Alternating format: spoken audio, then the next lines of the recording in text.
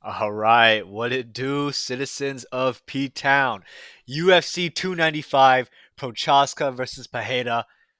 The vacant light heavyweight belt is on the line alongside an interim title fight. Some changes to this card over the past couple weeks. John Jones and Stipe Miocic, huge legacy fight, is no longer the main event. But what we still have is a really great card. One still, I think, pretty fitting for Madison Square Garden. Of course, maybe not the card or the main event that some people wanted. But otherwise, I am here and I am ready for it. I recorded this video a week out, a little bit earlier than normal because I'm going to be flying to Vegas in the middle of the week. So this is my only chance to get this video out. So got to go over my main card predictions. Once again, a pretty good card in terms of matchups.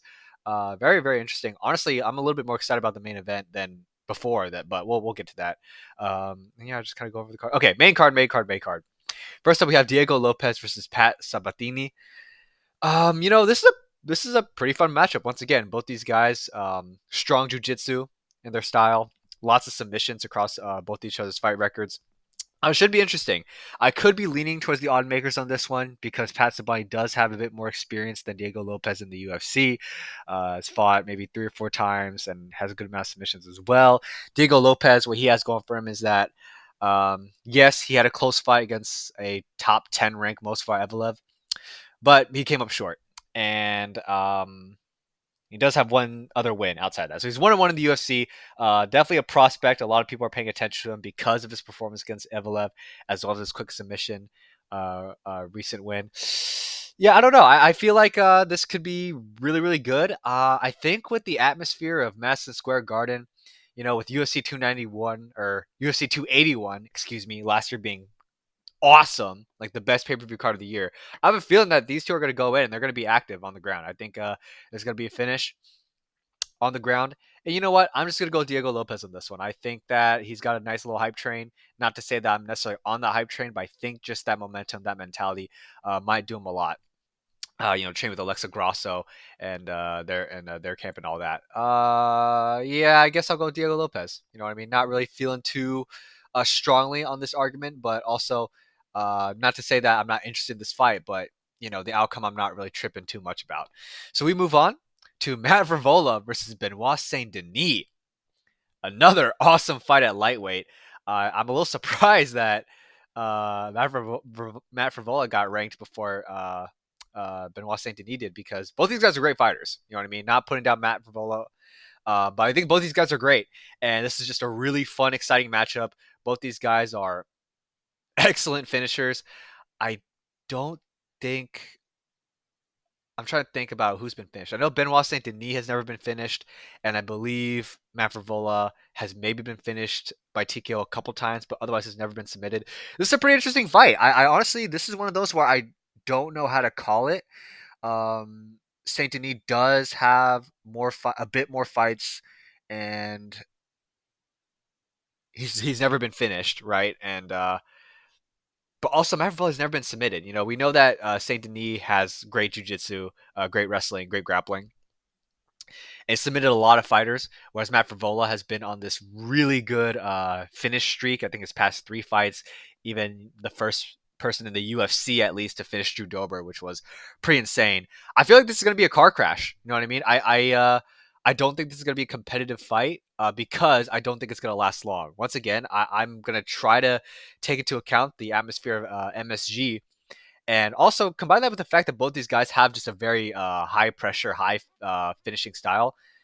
I feel like it's gonna come to a head within the first round. Like Benoit Saint Denis, especially, constant pressure, constantly moving forward. He doesn't really care about getting countered, and that's either for the better or for the worse. Either he goes in, maybe hurts Frivola early, takes him down, gets a submission win, or Frivola is able to kind of plant his heels, grit his teeth, and then get that early finish. Yeah, I think this is going to be an early finish either way.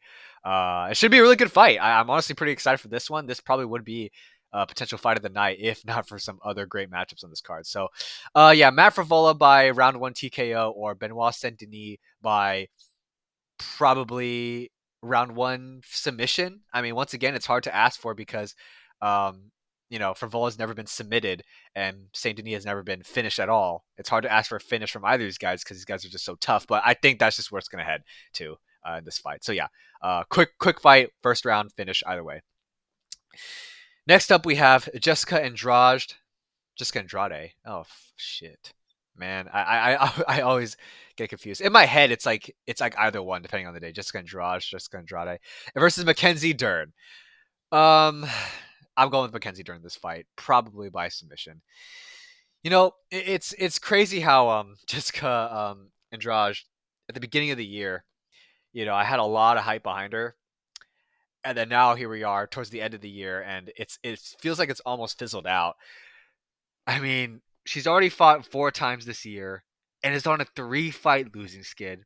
Finished all 3 of those losses this year, and now she's going in for a 5th time.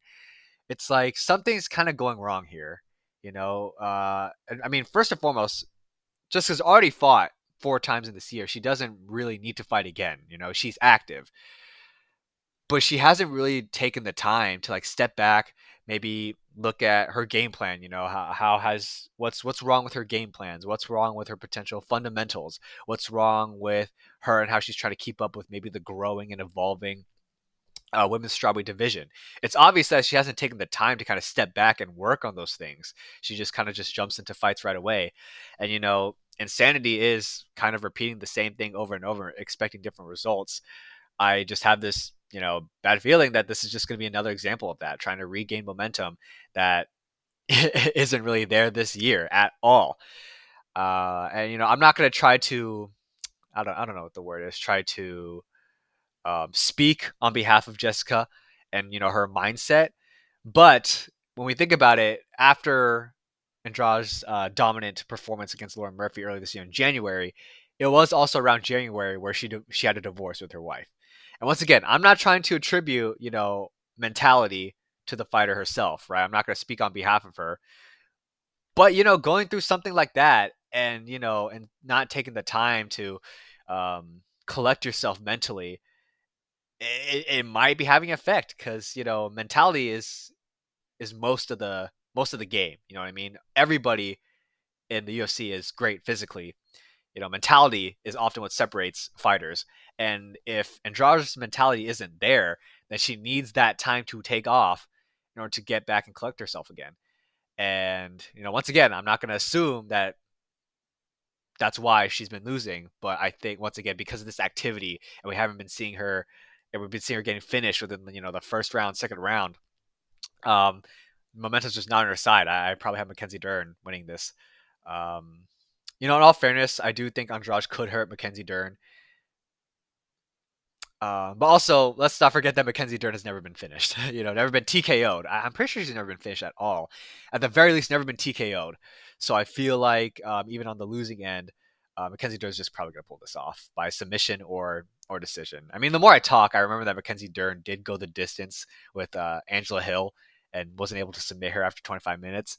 But still, I probably have Mackenzie Dern winning this. I mean, we could hope that Andrade pulls through, but Dern's just gonna be able to get back into the win column and maybe vie for a title shot soon. All right, moving on. We have a heavyweight interim title bout, a low key pointless one because for those who know, there are talks about rescheduling the John Jones Stipe Miocic fight, anyways. But regardless, we have this matchup that honestly probably would have happened. Even though this is an interim title bout, and even though it does feel pointless, I feel like this would have been the number one contender fight anyways, post John Jones versus Stipe Miocic. So, slap on an interim belt, then sure. This was a fight I felt like was going to happen for the title anyways. So, like I said to start off, this is a fight with more questions going into this. Both these guys are heavy finishers. Mostly finishes across their nearly, I guess combined, they nearly have 30 or just over 30 fights. Maybe 2 or 3 decisions across both of their fight records, and maybe 5 or 6 fights that went past the second round across both these fighters' fight records. Okay. First round finishes across the board for both these guys. TKO, KOs for Pavlovich, and a combination of TKOs and submissions for Tom Aspinall. And so the big question is that we haven't really seen them face that much adversity. Like, even though Pavlovich has lost before to Overeem, that was gone in the first round. And since then, he's kind of gone on his big win streak, but still have been finishing people in the first round. of course, the question is, how good is Pavlovich's grappling? How good is his takedown defense? How good is he to prevent himself from being controlled? How is submission defense? And of course, the other questions for Tom Aspinall is like, um,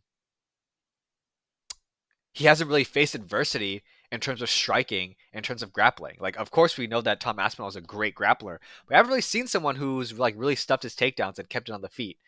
And also, no one's really challenged him on the feet either. And of course, other questions they have for both these dudes is, gas tank, because they finished fights so early. This is a 5 round fight. Most people can agree that this isn't going the distance, but, you have to consider that, how will these two fare in a 5 round fight? And, for me, when trying to predict this fight, I just don't know. This is just one of those fights where we're only going to really learn and answer the questions that we have about these fighters until the results happen, Um, we may not know if Pavlich's grappling is good or bad or not. And if it's bad, we're going to find out because he's just going to get submitted right away. And then one factor that I noticed, as a fan of Tom Aspinall, dude's very confident and low key. Sometimes I think that it's going to be his downfall. He fights with a lot of confidence on the feet. His chin is out, his arms are down. He's very, very loose. Very lax. Doesn't really get tagged too much, but he's confident that he won't. And I'm very worried that a very fast and powerful boxer like Sergey Pavlovich just might tag Aspinall early. Aspinall doesn't really we haven't really seen Aspinall test in terms of his composure, and so Pavlovich might get the early finish just because Aspinall hasn't got that wake up hit. You know what I mean? And then on the end of Pavlovich, we haven't really seen him being tested in grappling. So we need to see Aspinall kind of shoot for those takedowns, see how Pavlovich's defense is, how good he is at being controlled. If Pavlovich ends up pulling ahead of Aspinall on the feet, then Aspinall will have to see what happens when Aspinall takes it to the ground. And once again, it's just a question that's just unanswered. We don't know. Pavlovich you know, hasn't really been tested on the ground yet. Curtis Blades might have been the first opportunity, but as we saw, those were pretty much desperate takedown attempts. And after Curtis Blades was on the feet against Pavlovich for too long, I think most people can agree that wasn't the highest IQ for Curtis Blades. But yeah, like I said, this is just a fight of a lot of questions. One that I don't really have the answers to right now. Like I said, I see this fight. How I see this fight going is, Aspinall's gonna be very confident in the beginning in his boxing, and his boxing is very good. But Pavlovich's is, a very patient, calm, yet very fast and powerful. I do see Aspinall getting a little bit ahead of himself, maybe trying to go in. Pavlovich counters, gets some good shots early, surprises Aspinall for the first time. We test his composure. He's tested on, in the big stage, and then he's going to go for the takedowns, and then we're going to see what's going to happen. Pavlovich is pretty big. He might be able to stuff those takedowns, but as far as technique, we're not totally sure yet, and that's just because we don't know. And so, I think that if Aspinall gets to the ground, he might be able to do a lot. He could be able to control him. He's got some really great jiu-jitsu. I don't know. I don't know this fight. I've gone this long tangent. This is a coin flip. This is a pick 'em choose 'em for me. Um, because we're just gonna find out. I think I'm gonna have my questions answered, but until then, I won't know. So if I'm gonna have a biased pick, I'm gonna go with Tom Aspinall. I do think he's a really tough matchup for a lot of the top fighters, and I do like him more. Pavlovich is a very entertaining fighter as well, so can't go wrong with him winning either. But I think just because he's more well-rounded, I'm gonna lean Tom Aspinall. That's because we've seen more well-roundedness from him. But we'll have to see. This should be very, very fun. Once again, Madison Square Garden. This should be a banger. And last but not least, I'm more excited about this main event than the John Jones Miocic fight. To be honest, that is undeniably a bigger legacy fight. But like, if neither John Jones, I don't think neither John Jones or Stipe Miocic wanted to fight either of these two guys. You know what I mean? So in the end, I'm gonna be more excited about this fight. Okay, sorry, not sorry. Yuri Prohaska versus Alex Pereira. Okay, first off, big ups and respects to Alex Pereira, man. I mean, not only was he just knocked out early this year and lost the middleweight title, but now at the end of the year, he's fighting again for a title in the higher weight class. Fought 6 times in the past, or this is going to be his sixth time fighting in the past couple years. Very active. Gotta respect the hustle, man. Gotta respect it.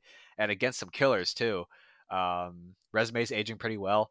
And Yuri Prohaska, no secret that he is one of my favorite fighters in the UFC, arguably among my favorite of all time. And this is just going to be an exciting fight, however long it lasts. Madison Square Garden, two fighters with just a very entertaining style. There's no guarantees in MMA. There are no guarantees, but I do feel like that this is going to be a guaranteed banger, potential fight of the night right here, potential classic. And so, yeah. I mean, first and foremost, my bias is towards Yuri Prohaska. I really want to see him win the championship and get back what was his. But let's go into the matchup. I do think that Alex Pereira. I am kind of agreeing with the odds makers that Alex Pereira should be the betting favorite, even if it's a slight betting favorite. I mean, first and foremost, he does have a style that is kind of bad to a Prohaska. I mean, not even just a style that is favorable against Prohaska, but also Prohaska gets hit a lot. Like, let's be real. All right, I can be honest. He gets hit a lot. I don't know if it's just a hole in Yuri's game that he just kind of doubles down on for his relentless volume style, or if it's like a trade off for his fighting style. But regardless, he gets hit a lot. And against someone as powerful as Alex Pereira, it's going to be tough trying to go in and close the distance, right? He's going to get tagged a lot. It's going to be really punishing. Not to mention that Alex Pereira has some really sneaky leg kicks. Not only are they sneaky and they kind of just come out of nowhere, not that telegraphed, but also very powerful too. If Pereira can limit Prohaska's movement, he takes away a big aspect of Prohaska's game. Okay, if Prohaska's less mobile, he's not going to be as able to throw as frequently and as hard as he does, not really bouncing in and out and moving and throwing strikes at odd angles and planting down. Like it's gonna be a tough fight for Prohaska. With that said, I'm gonna go with Yuri Prohaska winning this fight by spinning elbow. Okay, because MMA isn't real, and we're in Madison fucking Square Garden. Okay, it's gonna be a show. Yuri Prohaska is not gonna grapple. Pereira, has some pretty underrated grappling as we've seen, as he wasn't really controlled by Jan Blachowicz. But he's not going to grapple if he doesn't need to choose to. And so this is just going to be standing and banging.